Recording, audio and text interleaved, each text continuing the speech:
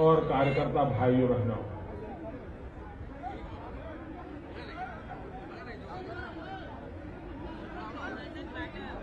मेरे लिए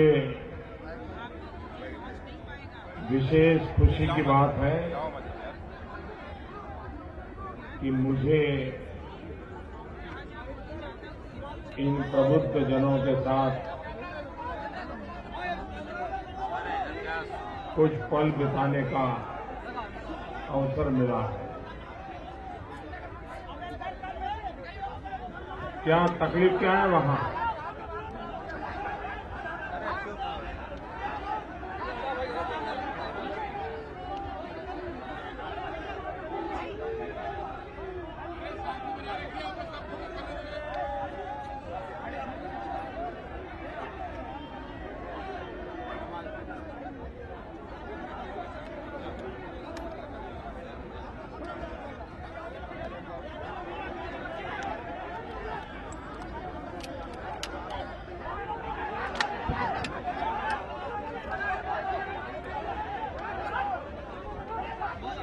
ऐसा करें, ये जो कैमरामैन है ना, उनको आगे आ जाने दीजिए।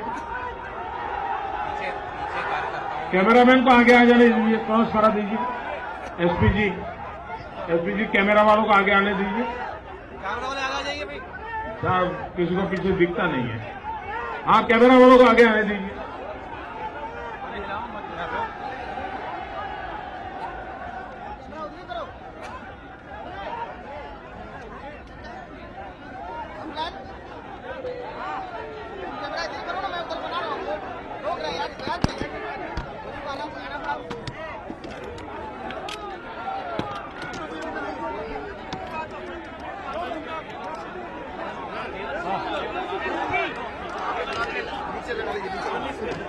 केबल तो नीचे से ही जाएगी।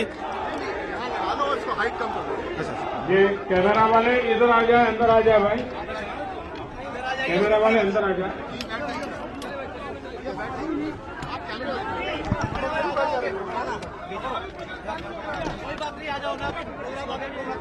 सारे कैमरा वालों को आने दीजिए, जल्दी है, जल्दी करो। आलू वालिया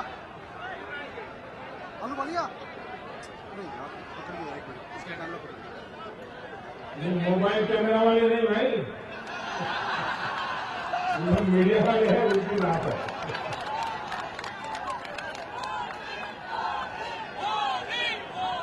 अब बाकी लोग जो मंच पर बैठे हैं, अगर ये नीचे उतर जाए क्या कि वो पीछे लोगों को तकलीफ हो रही है।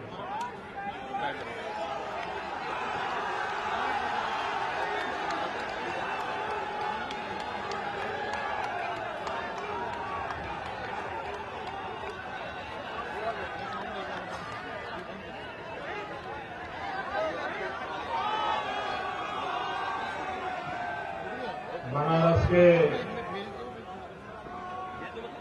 मेरे प्यारे भाइयों बहनों, मैं दिल्ली में रहता हूं, तब भी आपकी तकलीफ का मुझे तुरंत पता चल जाता है। तो अभी आपकी क्या तकलीफ थी तो मुझे तुरंत समझ आ गया कि आपकी तकलीफ है।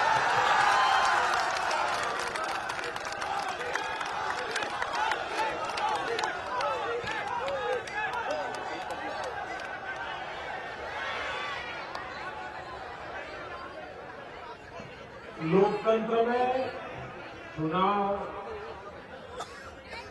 एक बहुत ही महत्वपूर्ण अवसर है। लोकतंत्र का ये महापर्व है और इसलिए राजनीतिक दल, उम्मीदवार, मीडिया, ये सब उनके ही दायरे में चुनाव बना रहे।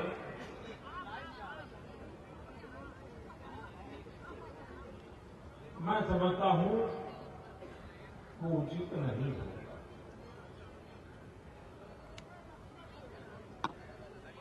हर नागरिक का उसमें कोई न कोई हिस्सा होना चाहिए। उसकी भागीदारी होनी चाहिए और वोट देने से पहले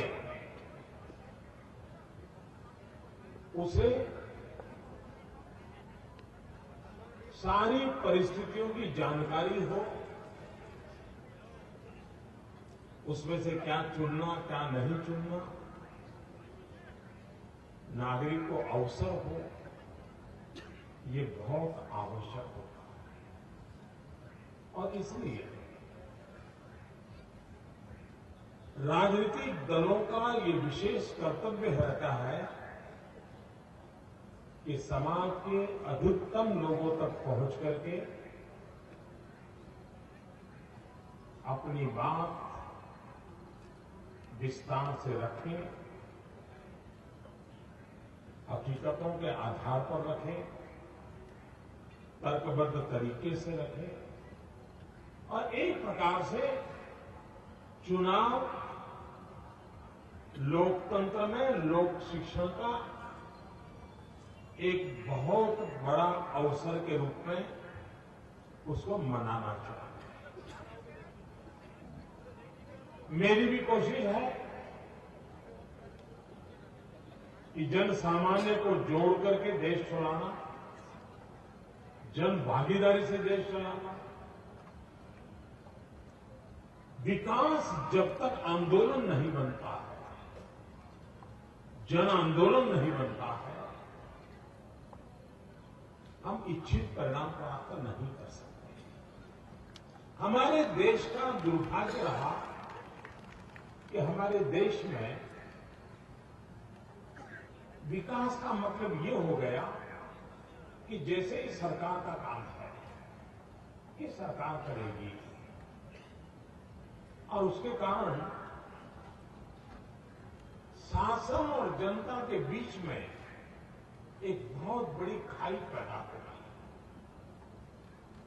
और धीरे धीरे करके स्थिति ये बन गई कि जैसे वो वोट देता है तो जैसे वो 5 साल का कॉन्ट्रैक्ट देता है कि लो भाई, ये तुमको वोट दिया, तुम्हें 5 साल का कॉन्ट्रैक्ट दिया, 5 साल में कुछ करके देना, अगर नहीं करोगे तो 5 साल के बाद दूसरे को कॉन्ट्रैक्ट दे देंगे। और इसका सबसे ज्यादा दुरुपयोग राजनीतिक दलों ने किया है, राजनेताओं ने किया है।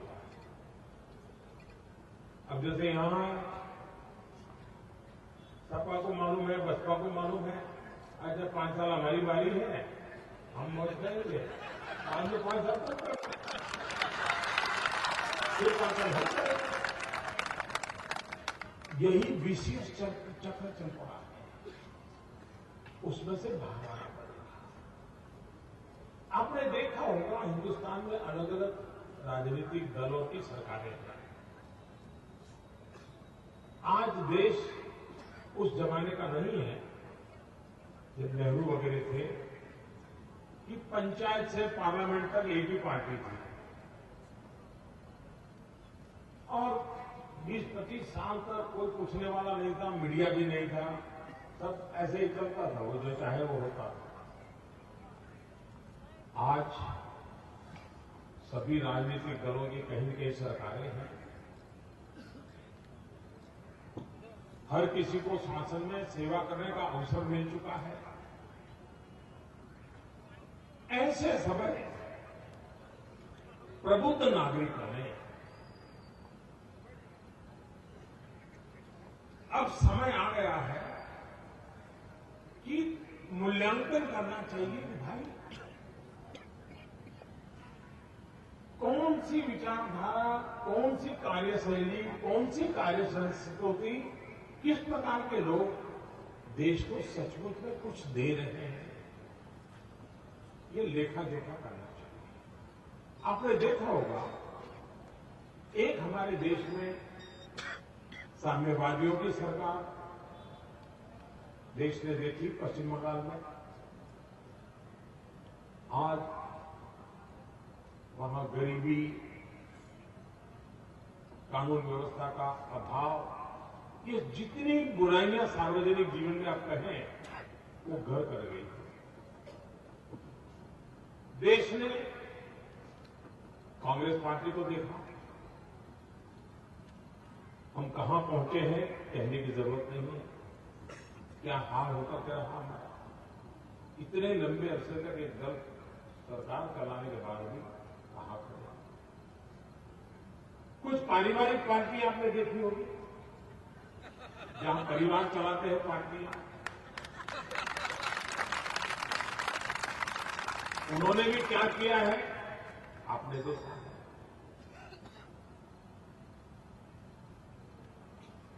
हर प्रकार के मॉडल देश देख चुका है। अब उन सबके अनुभव के आधार पर तय करिए कि भारतीय जनता पार्टी कहां खड़ी है।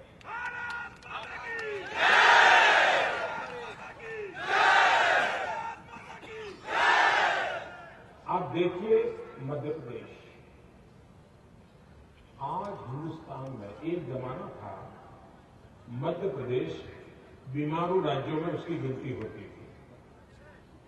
आज मध्य प्रदेश हिंदुस्तान का सबसे ज्यादा एग्रीकल्चर ग्रोथ वाला राज्य बन गया, और ये भाजपा की सरकार के कारखाने में हुआ।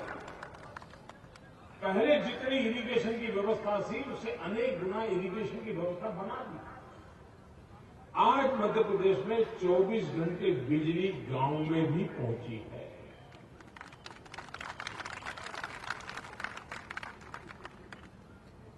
महाराष्ट्र में भारतीय जनता पार्टी को अभी अभी मौका मिला है,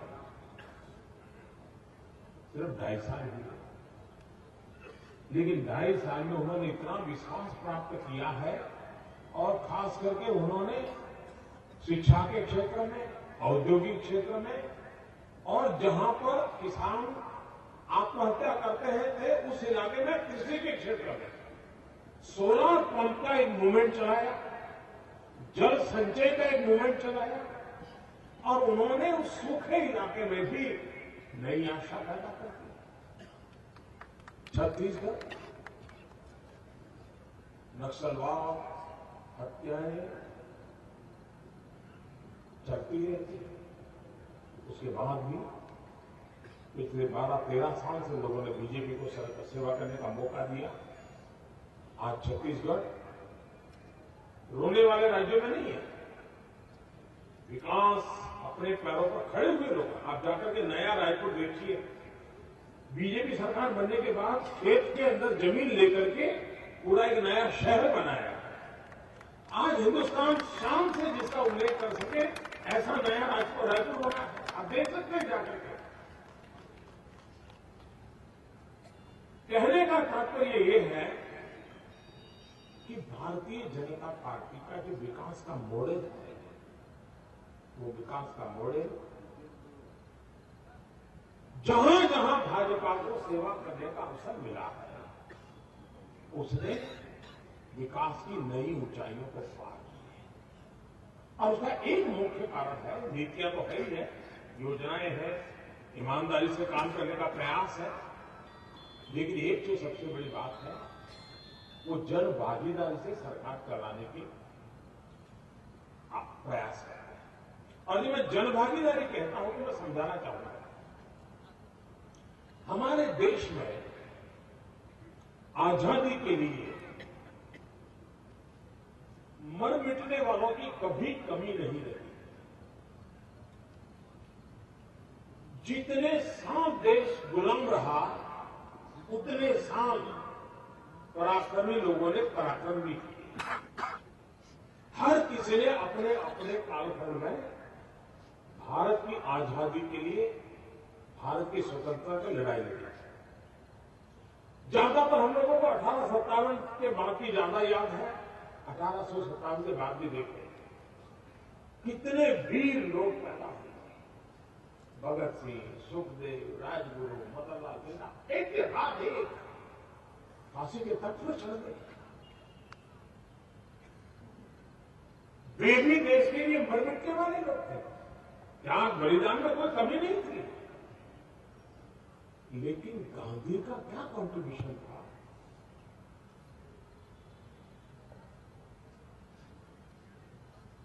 वीर शहादत की परंपरा होने के बावजूद भी देश को आजादी के फल चखने को नहीं मिल रहे। गांधी ने क्या किया? आजादी को जन आंदोलन बना दिया। फांसी के तख्त पर चढ़कर के आजीना मिलती है, ऐसा नहीं है। कुछ और भी रास्ते हो सकते हैं। उन्होंने क्या किया? कोई सफाई का काम करेगा तो भी वो आजादी का लड़वैया है, कोई खादी का काम करेगा तो भी आजादी का लड़वैया है, कोई प्रौढ़ शिक्षा का काम करेगा तो भी वो आजादी का सैनिक है। उन्होंने हर प्रकार के काम को आजादी के साथ जोड़ दिया और देखते ही देखते इतना फैल गया कि अंग्रेजों को समझ नहीं आया कि इनके साथ कारोबार कैसे करें। जन आंदोलन में परिवर्तन है। भारत को भी विकास करना है तो विकास को जन आंदोलन बनाना पड़ेगा। सरकार कुछ काम करे, जन आंदोलन बनता है। मान लीजिए जन आंदोलन बन गया भाई, सभी शिक्षक मिलकर के तय करेंगे कि अब हमारे क्लास में जो बच्चा आएगा जरा भी पढ़ने में पीछे नहीं जाएगा। एक बार ये जन आंदोलन खड़ा हो जाए तो हमें गिनने पड़ेगा क्या कितनी स्कूल बनी, कितने नहीं बनी, कितने टीचर आए, कितने नहीं आए। अपने आप में देश की शिक्षा में सुधार होगा कि नहीं होगा? देश के सामान्य नागरिक तय करेंगे मैं गंदगी नहीं करूंगा तो स्वच्छता के लिए कोई अफसर रखने पड़ेंगे क्या? अगर हम नागरिक तय करेंगे मैं ट्रैफिक के नियम का पालन करूंगा तो पुलिस वालों की जरूरत पड़ेगी क्या?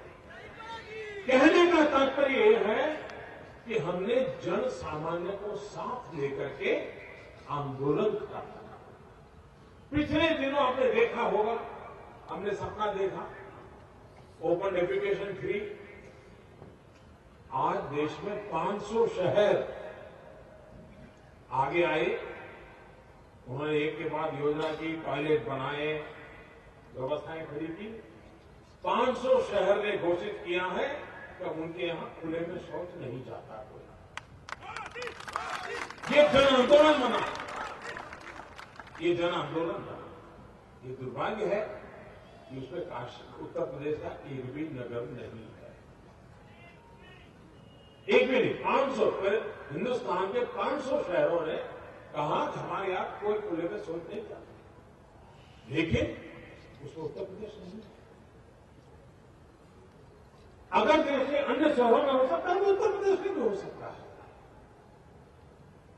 और इसलिए गुड गवर्नेंस ये बहुत आवश्यक होता है। पैसे होने के बाद भी काम हो जाते ऐसा नहीं है। आप एक अच्छा बस स्टेशन बना दो, इतने से काम बनता नहीं है। बस समय पे आती है कि नहीं है, कंडक्टर ड्राइवर ठीक व्यवहार करते हैं कि नहीं करते, साफ सफाई रहती नहीं रहती है, समय पर बस चलती है नहीं चलती है। इन चीजों को बल देंगे गुड गवर्नेंस की जरूरत है। लेकिन हमारे देश में इन बातों पर बल नहीं दिया जाता है। जब से दिल्ली में हम सरकार में बैठे हैं और मेरे गुजरात का अनुभव है लंबा मेरा, जहां जहां हम लोगों को सरकार चलाने का मौका मिला है, हम लोगों की कोशिश ये रहती है कि जन सामान्य से जुड़े रहना, उनकी समस्याओं को समझना, उनको साथ लेकर के समस्या के समाधान के लिए रास्ते खोजना और समय सीमा में पूरा करना। जब मैं प्रधानमंत्री बना तो अलग अलग डिपार्टमेंट की मैं मीटिंग लेता था। मैंने पूछा भाई बिजली वालों को, तो बोले 18,000 गांव ऐसे हैं कि जो अभी भी 18वीं शताब्दी में जी रहे हैं। 21वीं शताब्दी में 18,000 गांव मेरे देश में ऐसे हो कि जहां बिजली का खंभा तक न पहुंचा हो, तो इससे बड़ा दुर्भाग्य क्या हो सकता है? मैंने अफसरों की मीटिंग लेकर तय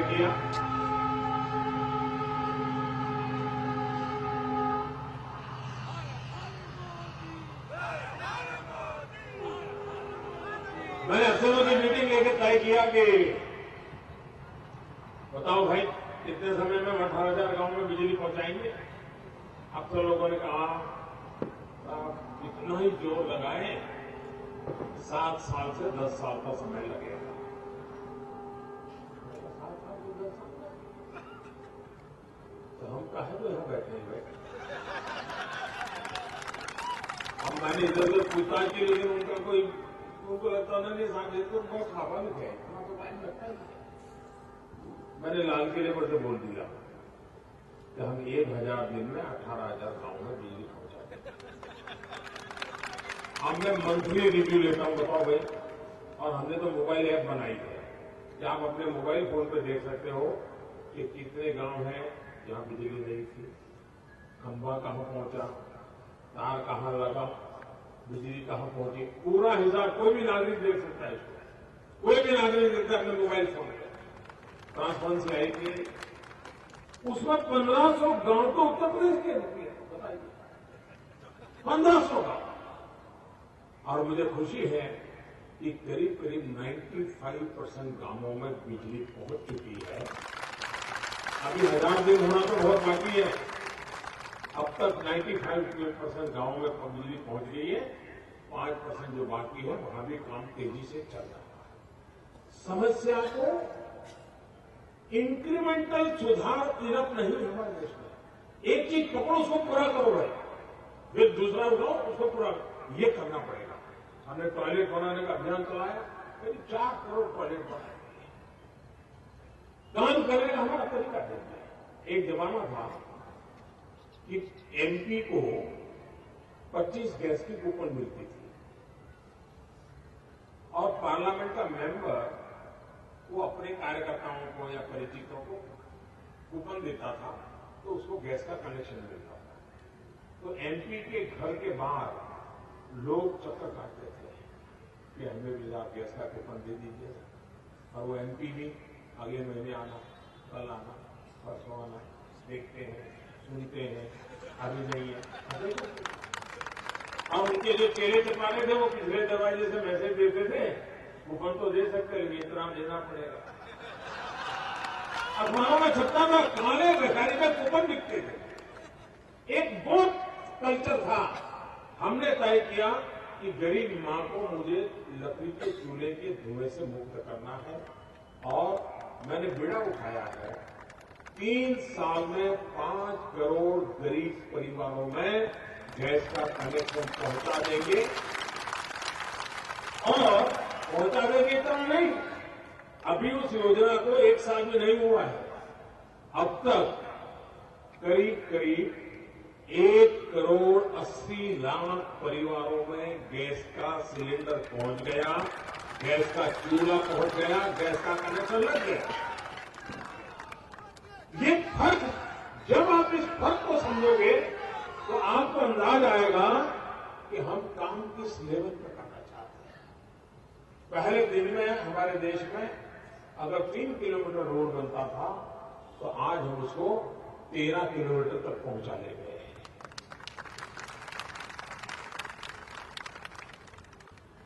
कोई क्षेत्र ऐसा नहीं है कि जहां विकास न हो।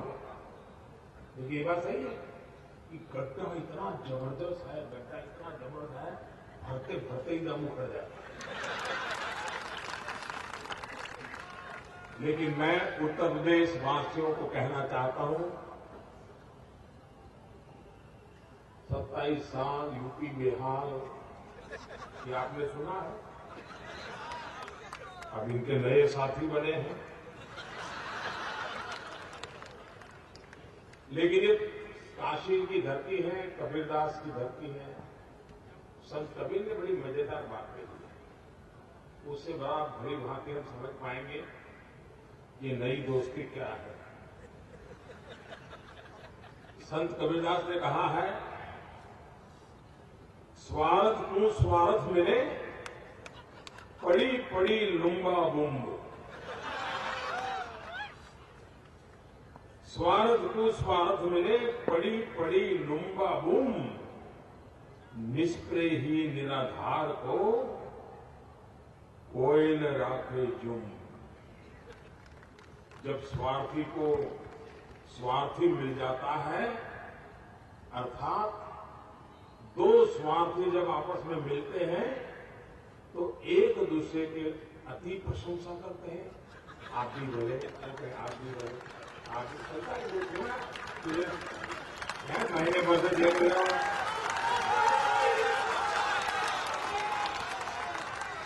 किंतु जो निस्वार्थ लोग होते हैं, निष्प्रेय ही निराधार को पड़ी कोई न राखे जुम। किंतु जो निस्वार्थी लोग होते हैं, जिनके मन में सेवा भावना होती है, उनसे स्वार्थी लोगों की नहीं बनती है। इसलिए ऐसे लोग स्वार्थी लोगों को नहीं भाते हैं।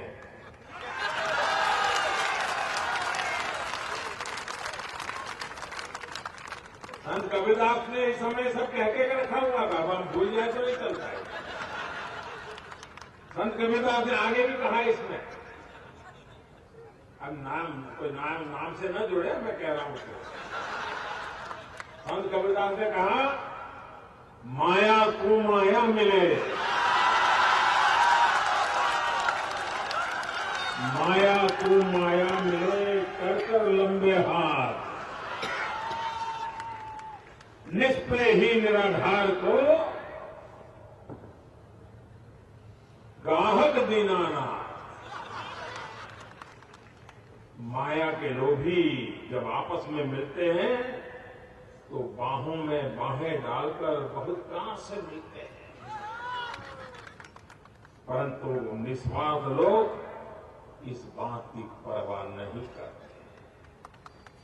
आइए बहनों, संत कबीरदास इस मिलन को पहले कह चुके हैं कि मिलन किस बात का है, कैसे लोग मिले हैं और वो क्या करेंगे, इसका भली भांति हम अंदाज कर सकते हैं। मैं आज काशी में जन दर्शन के लिए निकला था। मेरे जीवन का एक अद्भुत अनुभव था। काशी वासियों ने ऐसे आशीर्वाद दिए, ऐसे आशीर्वाद दिए, और इसलिए मेरी जिम्मेवारी भी बढ़ जाती है। लेकिन मैं, आप सबने मुझ पर जो भरोसा रखा है, आप सबने मुझे जो आशीर्वाद दिए हैं, मेरी पार्टी को जो ताकत दी है, हम सेवा करके, अपनी जिम्मेवारियों को निभा करके, विकास की नई ऊंचाइयों को पार करके, आपके जो आशीर्वाद है, आपके जो सहयोग है, इसको धरती पर उतार करके रहेंगे, ये मैं आपको विश्वास दिलाता हूं। मेरी आप सबसे यही गुजारिश है, वोट किसको भी मिले, लोकतंत्र है, लेकिन लोकतंत्र में मतदान ज्यादा हो, ये बहुत आवश्यक है। मतदान का एक माहौल बनना चाहिए, मतदान का एक जीवन का गर्व होना चाहिए, मतदान की ताकत समझनी चाहिए। जब हर नागरिक अपने वोट की ताकत समझता है, बहुत बड़ा परिवर्तन होता है। और मैं काशीवासियों से चाहूंगा कि पुराने सारे रिकॉर्ड तोड़ दीजिए और इतना भारी मतदान कीजिए, नए रिकॉर्ड स्थापित कर दीजिए। यही मेरी आप सबसे अपेक्षा है।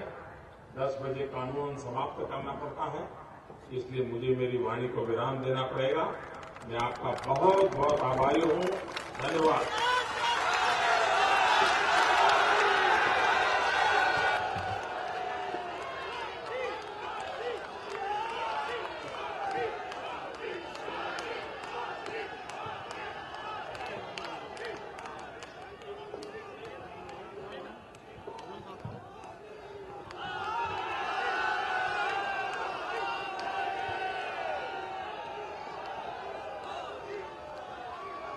मित्रों, एक बड़ी तालियों के साथ मोदी जी का धन्यवाद दीजिए। आप सबको धन्यवाद। 8 तारीख को सब वोट करने जाएं, 11 तारीख को होली और विजय दिवस एक साथ मनाएं। अमित शाह जी, माथुर जी, अध्यक्ष हमारे मौर्य जी, सबको बहुत बहुत धन्यवाद। आप लोग इतने समय के लिए आए, बहुत बहुत धन्यवाद।